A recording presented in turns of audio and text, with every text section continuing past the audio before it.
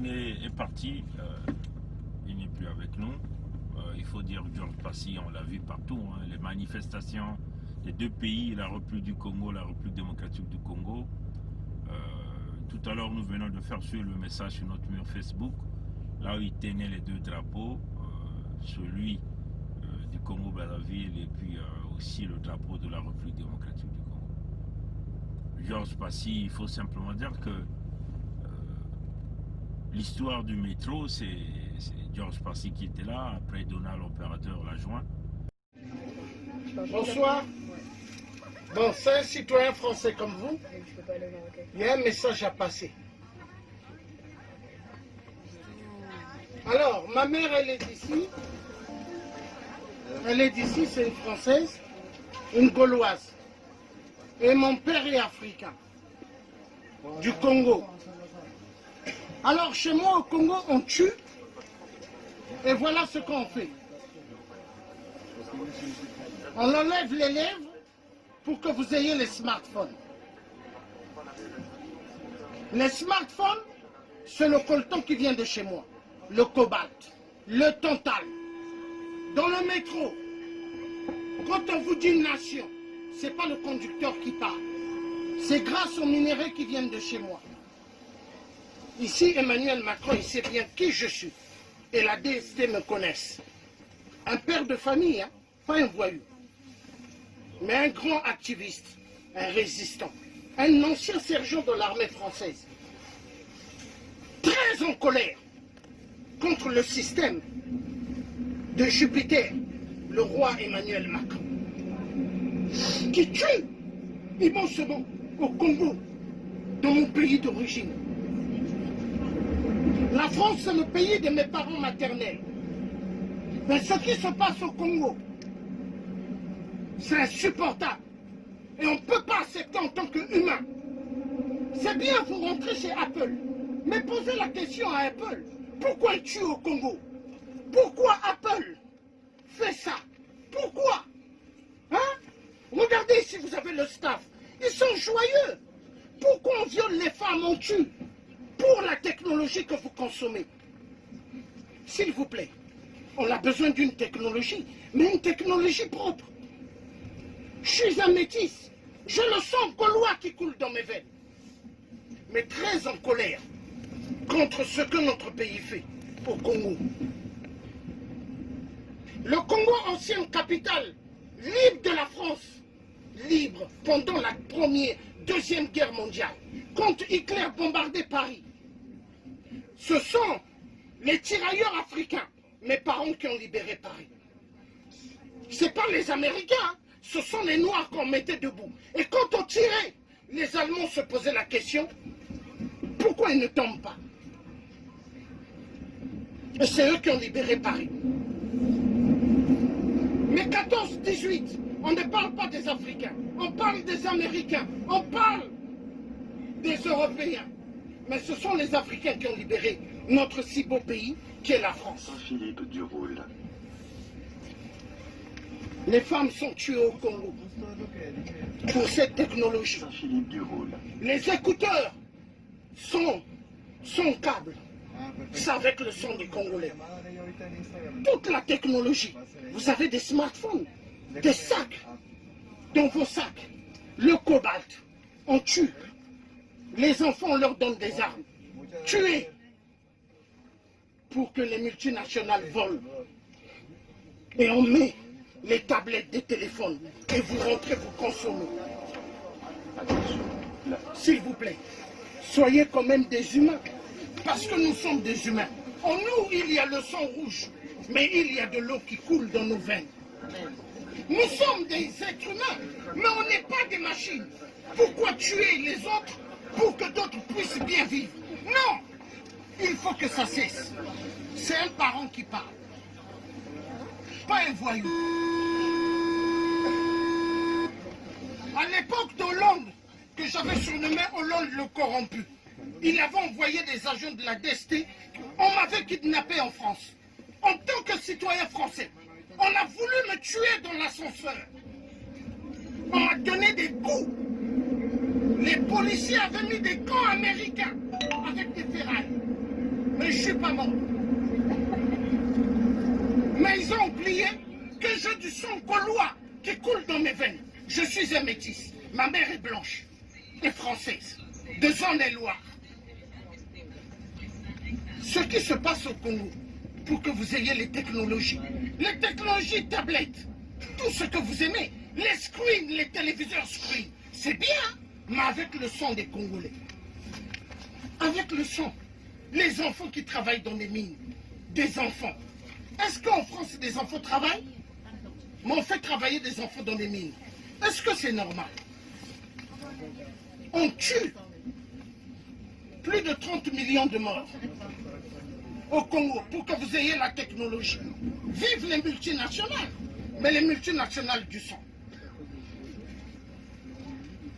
Les gilets jaunes aujourd'hui se lèvent, ce sont des parents français qui se lèvent.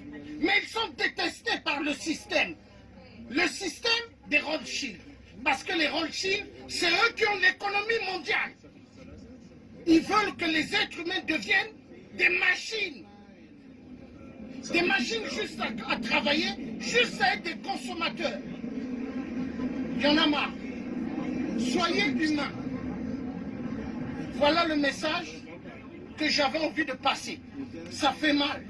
Des enfants qui travaillent dans les mines, du cobalt, du tantal, les meurtres, pour que vous ayez la technologie. C'est pas là.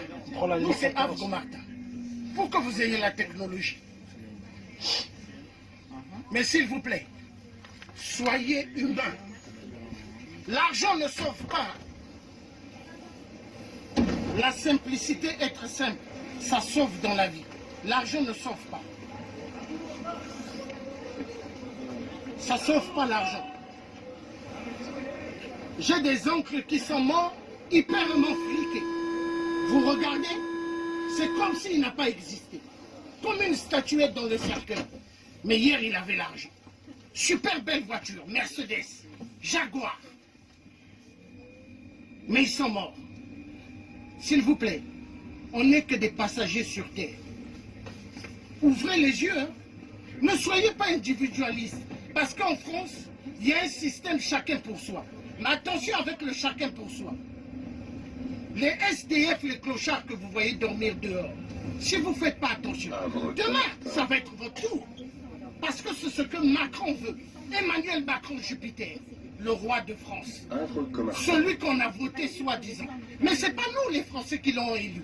C'est les Rothschild. Le système des Rothschild qui veulent à ce que nous payons plus de taxes et impôts.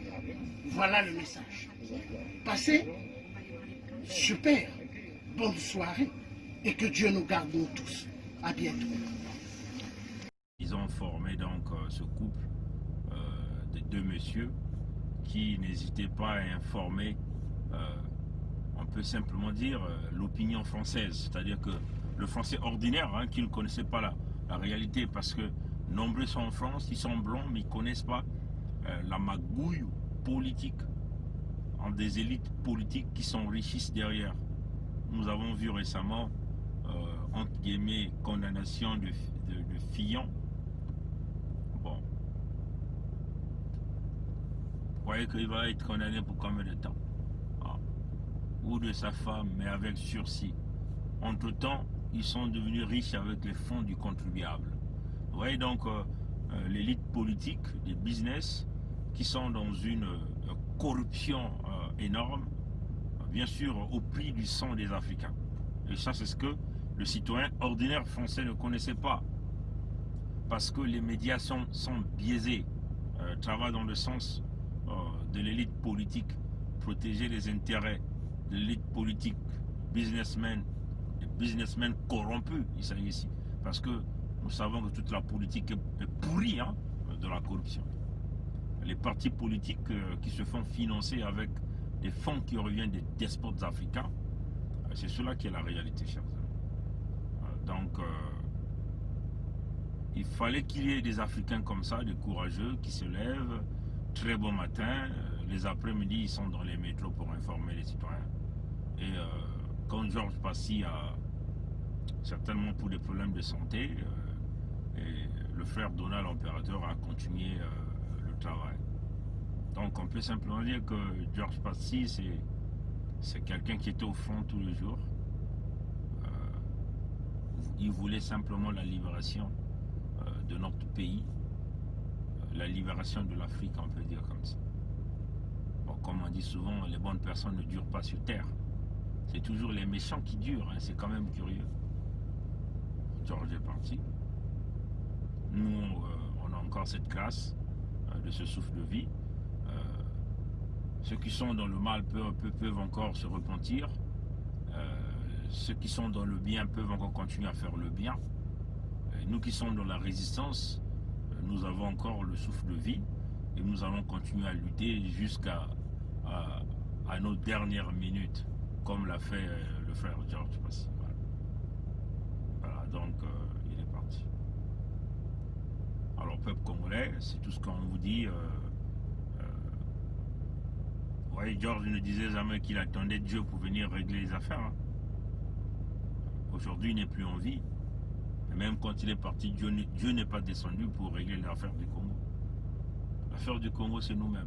J'ai reçu pas mal de temps de messages ce matin quand je me suis réveillé par rapport à mon intervention hier sur PSTV TV de notre frère Edim Kaï. Les messages que j'ai reçus, les Congolais qui sont au Congo ont protesté par rapport à nos propos. Parce que nous avons dit que non,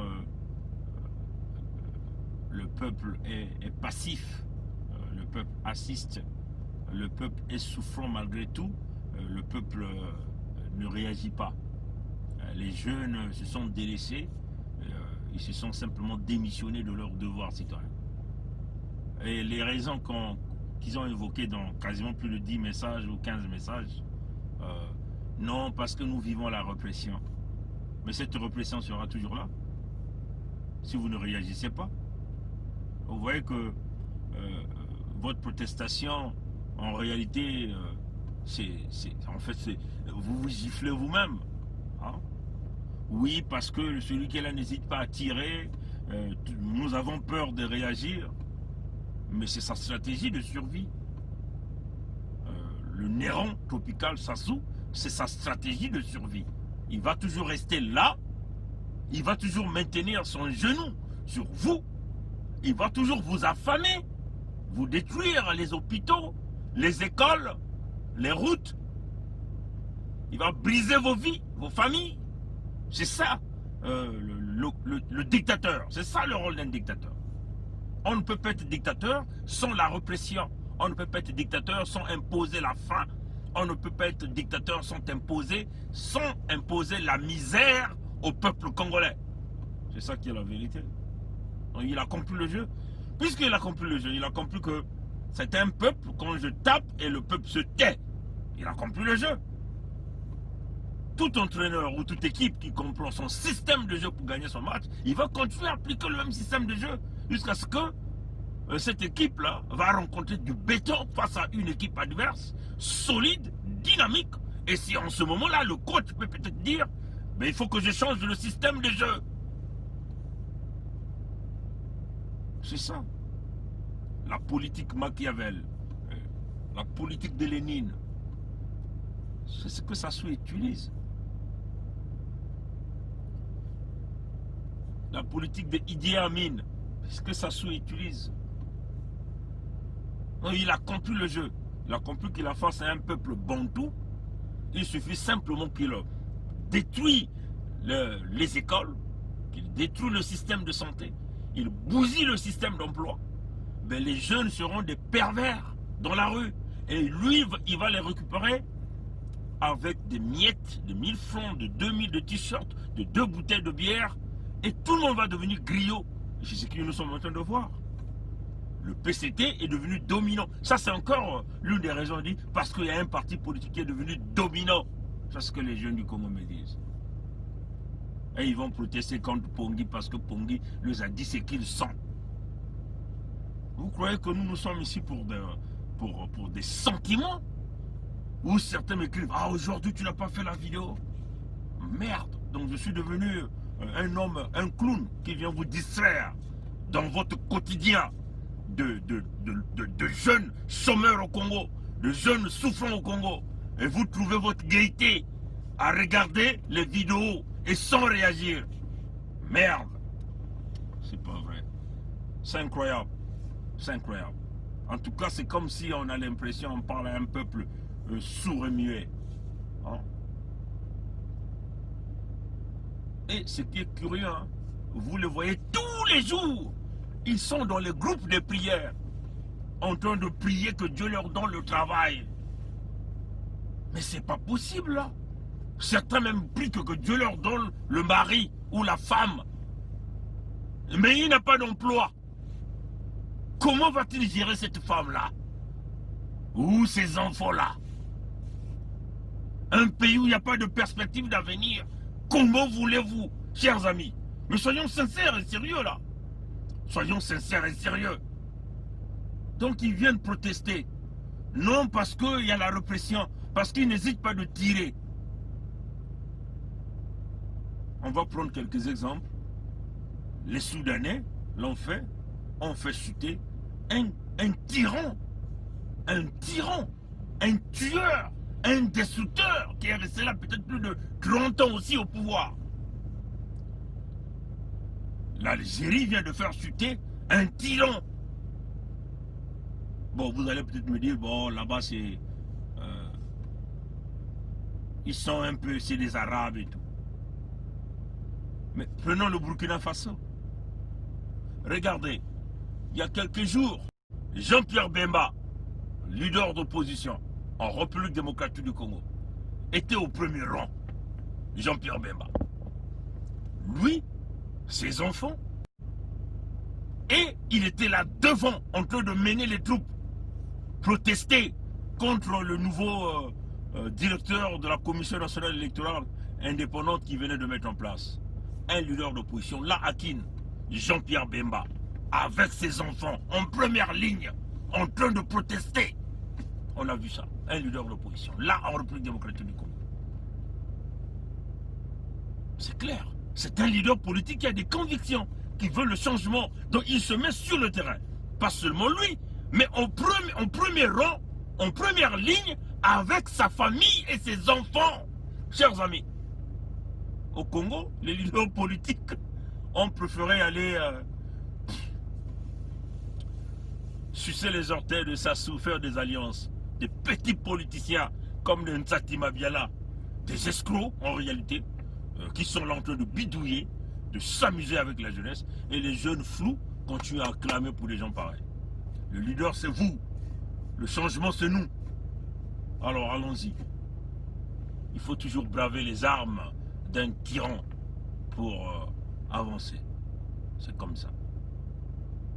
Donc continuez à jouir de prendre nos vidéos comme les films de Karashika ou comme les masses solo de nos frères de la République démocratique du Congo ou comme le masses solo de Mpukubola.